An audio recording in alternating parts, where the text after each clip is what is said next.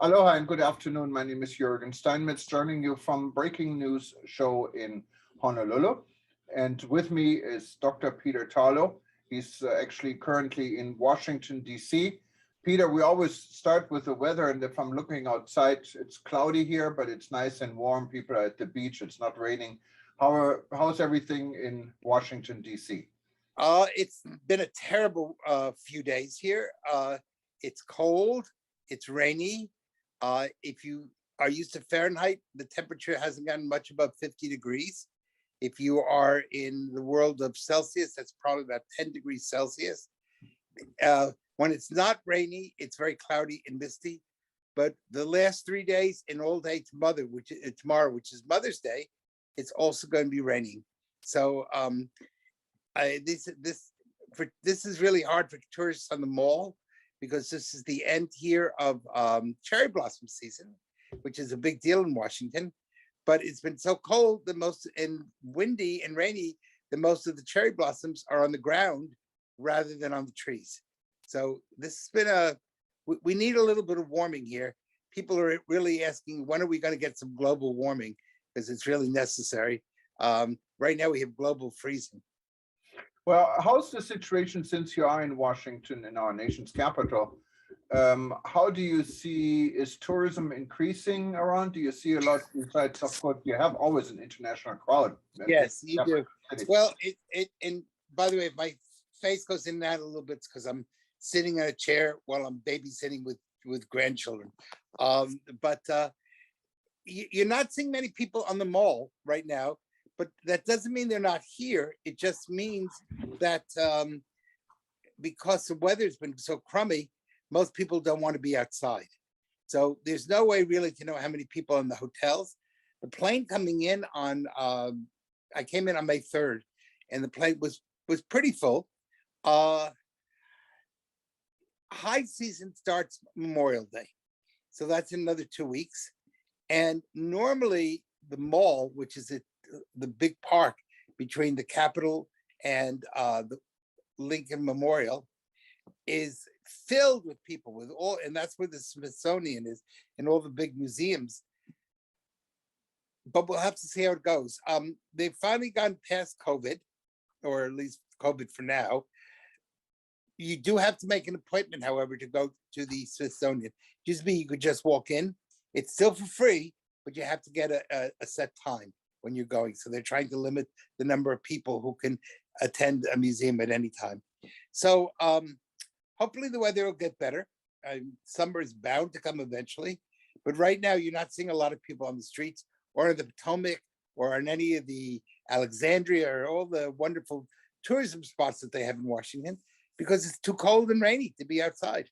And Peter, interesting subject, changing the subject a little bit. You've been approached by NASA, I believe, in regards to out of space travel or Martian travel security. How much weirder can it get? Tell me a little bit about it. Yeah, well, actually, I approached them. They didn't approach me. Okay.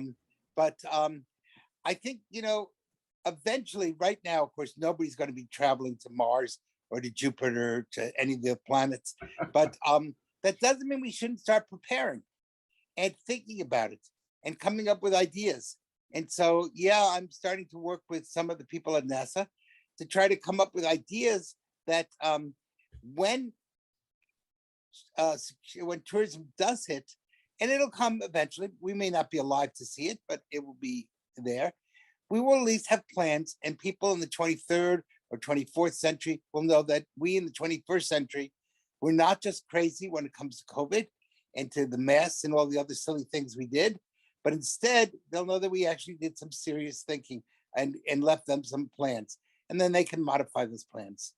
On the other hand, as you know, when we're speaking a little bit of COVID, there's now lots of questions about different reactions that people are having, especially to the Pfizer one.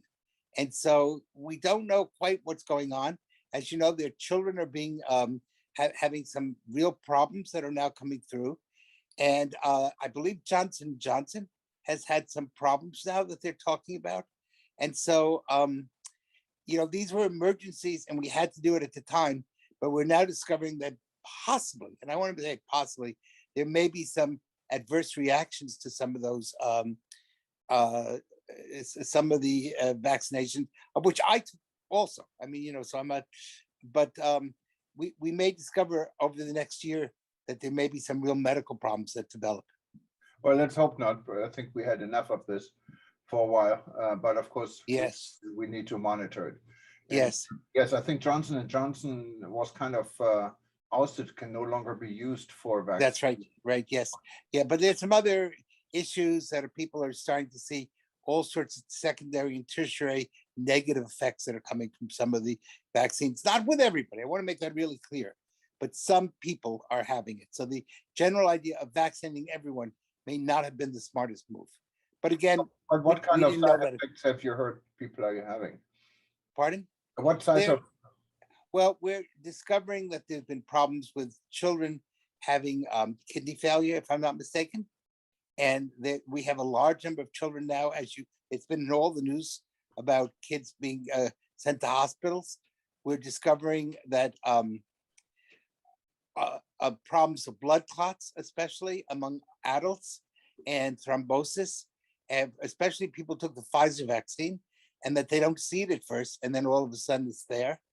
There have been other problems that are starting to throw, that people are having problems dealing with issues of antibiotics, and that they're not necessarily working the way they should. We don't know if this is 100%. I mean, a lot of these are now theories. What it's saying is medicine is not a pure science. Medicine is both an art and a science. And some of the things, sometimes we solve one problem and we create another problem. So we'll know about this in another while. I did want to make it clear, I did believe in the vaccines. I have had my 4th shot.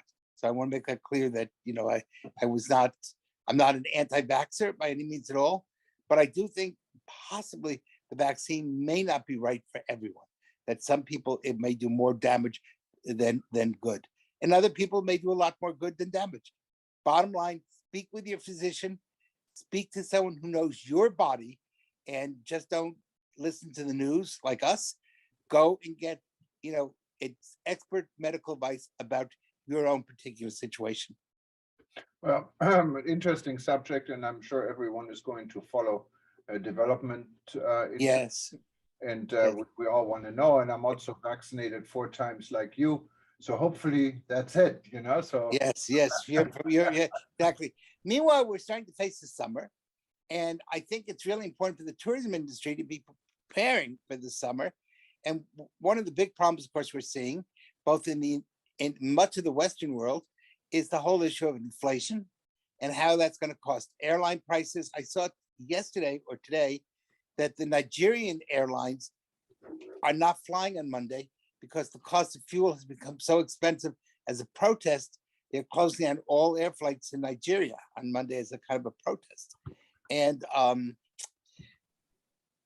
I think the real issue is the tourism industry cannot change the world's economy, but we need to be prepared that if there are major rise in prices, or if there should be shortages, like as you are aware, where right now there's a baby formula shortage in the United States and much of the world.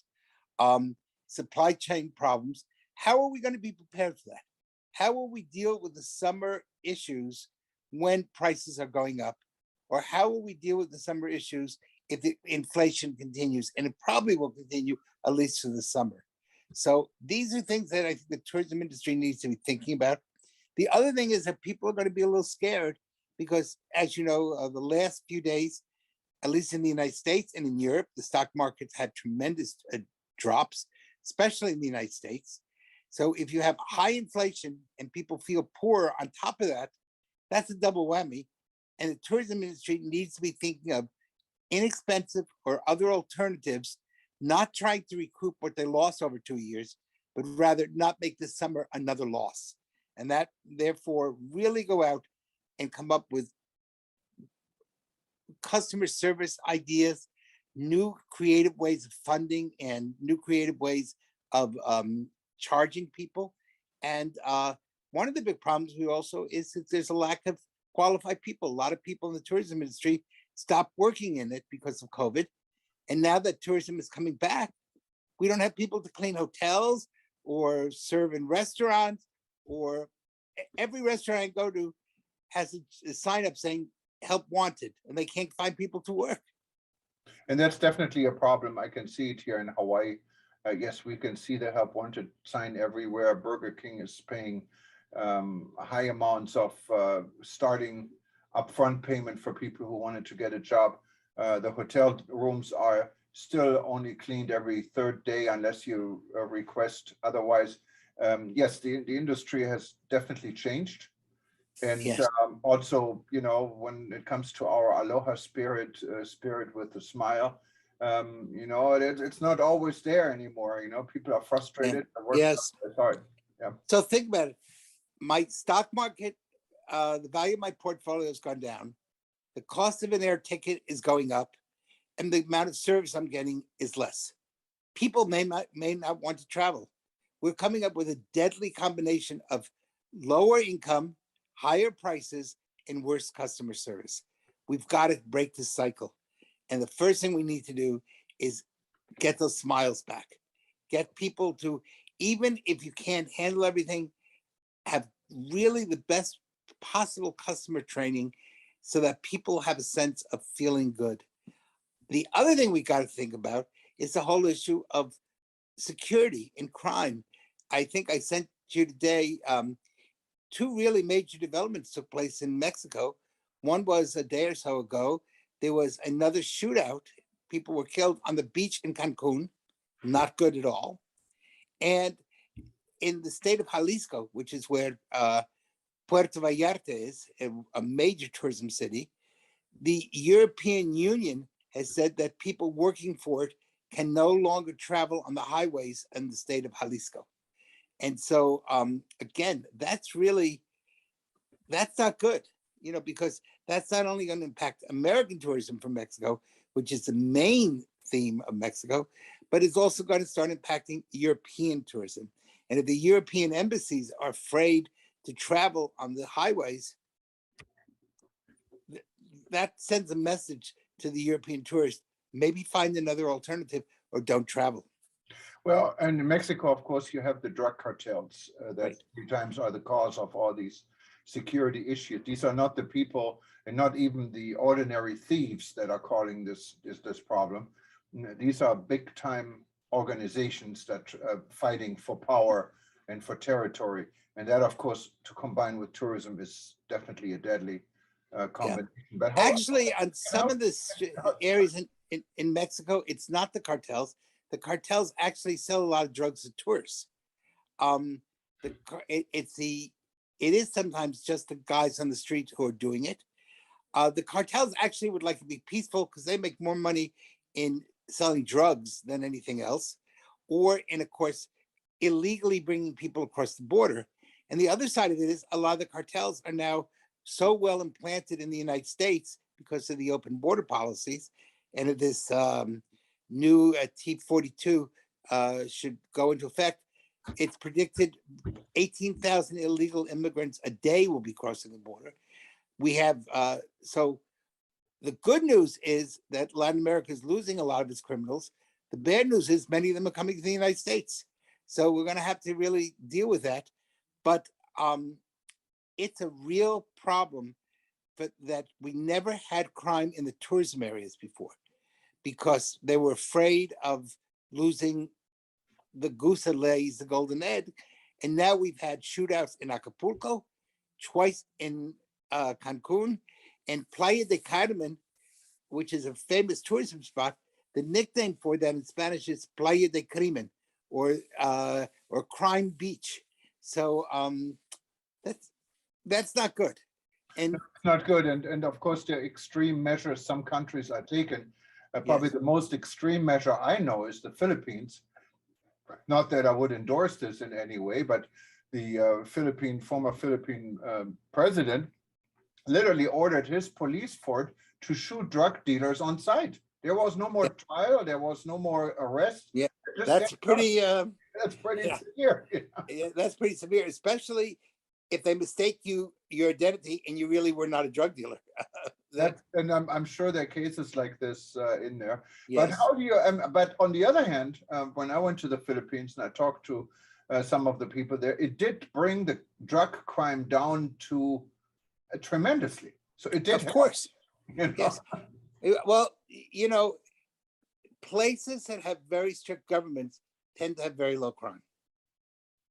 And I lived in Chile during the time of Pinochet, and he was a terrible dictator. I'm not in any way going to say he was a good guy. He wasn't. But you know what? We had almost no crime in Chile, other than the crime committed by the government. Now, and I want to emphasize that the government did lots of its own stuff and abuse of human rights.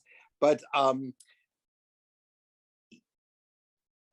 too liberal policies often, you have to have some punishment. You can't just give everybody hugs. And if you're just going to give everybody hugs, you're going to have problems. There's got to be consequences for actions. Now, I'm not saying you should shoot people on the street. I do not endorse that. But on the other hand, you look at a place like Los Angeles or San Francisco, where it's not even a felony anymore if you steal under $1,000. You know what? People go with calculators, and it's a steal.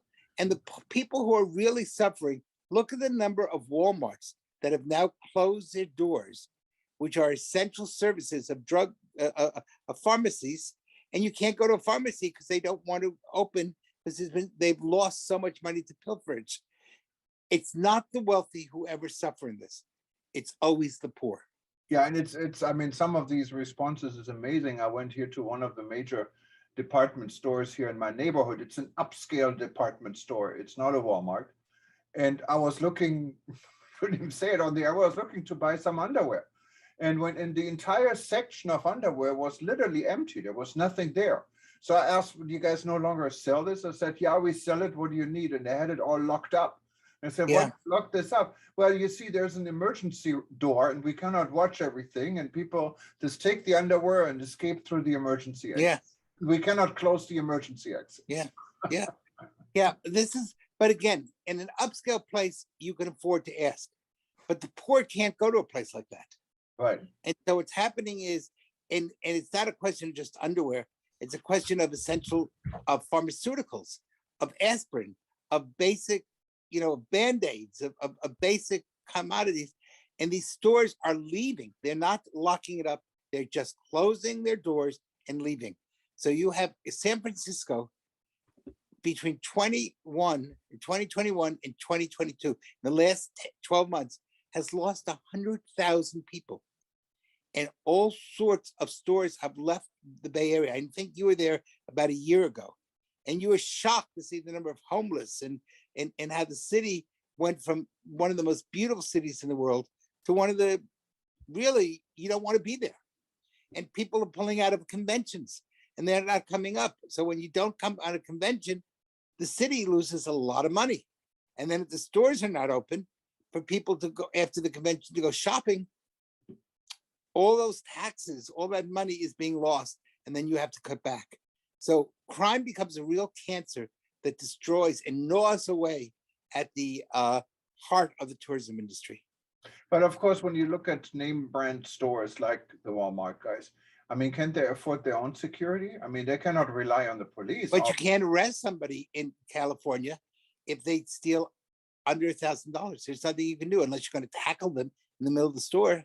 The liberal prosecutors have basically come on the side of the criminal and not on the victim. Well, I mean, they're still prosecuted. It may not be a felony. No, they're not. No, that's where you're wrong. You're not prosecuted if you don't steal over $1,000. But what's the consequences? Zero. That doesn't sound. That's right. why stores are closing. Look it up. That's why you have now a major recall effort, both in San Francisco and in Los Angeles. And people have been told, do not walk on the street with jewelry. Do not walk on the street with a nice cell phone. That's your responsibility if it gets stolen. The police will do nothing. That's become a major problem. That's when you become the criminal rights instead of the victim's rights. But this is the whole issue that's going on with George Gascon and with, I forgot the name of the district attorney in San Francisco, crime has gone through the roof and people are fleeing. Oh, that almost sounds unbelievable, Peter. Let's Yeah. do some research on this and maybe we can come back with another discussion, maybe invite some of the Yes. Yeah. legislator or whoever is behind decriminalizing Yes. theft. Now, what's happened, and of course, you can play a statistical game. If I want crime to go down, if I only had one police officer in a city, crime goes down because nobody can report the crime. You can't find the police officer. If you make everything not criminal, crime goes down. But it doesn't mean you haven't suffered. It doesn't mean you're not a victim because it's how you measure it. And one of the key things we know in tourism, it's all a statistical game, how you measure it. And if you measure it, if you change the measurement scale, then you change the results. But yes, I think that would be a really interesting session. And maybe some of our viewers would like to come and join, or this would be a really good public session for us to have. Yeah, well, we may have to research this a little bit. I'm actually just now Google it, and I have a site here called Fact Check, and they do confirm your $1,000 limit for felonies, but it turns out to be a misdemeanor. So you should still get. If you're not, a misdemeanor is not prosecuted in California. Well, I don't know, but that's definitely. Look at read the rest of it, and you'll see you will not be prosecuted. Period. Yes, you know, you can steal up to $950 worth of merchandise in California without consequences under Proposition 47. That's the proposition you're talking about. The proposition reduces the punishment for certain theft crimes, but classified shoplifting still as a misdemeanor. Yes, a misdemeanor is not prosecuted. If you get a misdemeanor, it's like if you got jaywalking. How many people go to jail for jaywalking? Well, misdemeanor in many jurisdictions, of course, I don't know. This is not California. Up to 1 year in jail. No. No one. You don't even go to court. That's the whole problem. That's why, look now at while you're Googling, how many stores have left California, especially in areas where the poor are suffering, and such as in the poor neighborhoods of San Francisco, because of the fact that so much is being stolen. They can't afford to stay open. That's tragic. And that's really tragic. And part of it is, and this is part now of the responsibility of us as part of the media. Why are we not speaking more about this? Why are you shouldn't be just Googling at the last moment. These are things we have to know. And crime destroys tourism. I cannot say that enough. If you have a world where you have people are not afraid and there are no consequences to actions, there will be no tourism. Yeah, no, you're absolutely right. And this is an interesting story to follow. And I agree, if this was the case, the way you say this, that would be outrageous, I think. And I could not believe the people of California would support this. Because of course not everyone is a criminal in California. So No. But there was first of all, most people don't pay attention to elections for district attorneys. Secondly, most people in California is pretty much a one-party state like Hawaii, and whoever gets the nomination, that's it. Most people don't do any more exploring than that. So there's lots of problems. By the way, it's not only California. You're seeing the same problem in Philadelphia. You're seeing the same problem in New York now. You're seeing the same problem certainly in Chicago, where murder is almost a weekend experience. And that's it. And now there, you've had police, as you saw, well, you were actually in the Philippines, but there was liberal newspaper reporters were already questioning the mayor and how she could dare run again for re-election as cops are being shot on the Magic Mile. Well, it's a crazy world. I mean, nothing seems to be the way it was, and it's fast moving, and maybe it's not moving in the right direction. So let's hope we can get things, some people will help to get things back on track. But Peter, this was an interesting discussion. Yes. More, and we should actually add some guests to it and see if we can make it even more interactive. And I know you're with your grandchildren in Washington, Right, D.C., so right. hopefully And I'm gonna hope it's that, gonna rain so you can spend some time with them, you know? yes, and by the way, to anyone in the United States, I know in much of Europe, no, that's not true. Most of Europe is also tomorrow celebrating Mother's Day. So and if you are in a country that's celebrating Mother's Day tomorrow, happy Mother's Day. Yes, happy Mother's Day to everyone who's watching and has mothers. And enjoy your day. Let's do hope the weather is going to get nicer wherever you Thank are. you. And Thank you. if you wanted to watch this show, it's going to repeat every 2 hours for the next 24 hours. And then after this, just go to, or anytime, go to breakingnewsshow.com. And you can find this and many other events. We did many with Peter and myself, and you can listen to us and many of our guests anytime you want. If you forget the name breakingnewsshow.com, just go to eTurbo News, click on the links, or go to our YouTube channel. We also have everything filed on YouTube. We're at youtube.com/travel news group. For anyone else, enjoy your weekend, and we hope we talk to you again very soon. And follow the news on eTurbo News. We're going to be there for you 24/7, and we're watching the world. Thank you. All right. Peter. Take Yeah, have care. a good night. Enjoy the weather in Hawaii. It's a lot better than in Washington, D.C. right now. Well, I can see the sun is actually coming through right now. So Good. maybe it's Well, a you good know time to go downstairs. Go get some sun for me. Thank you. All right. Bye. Take care, Peter. Bye-bye.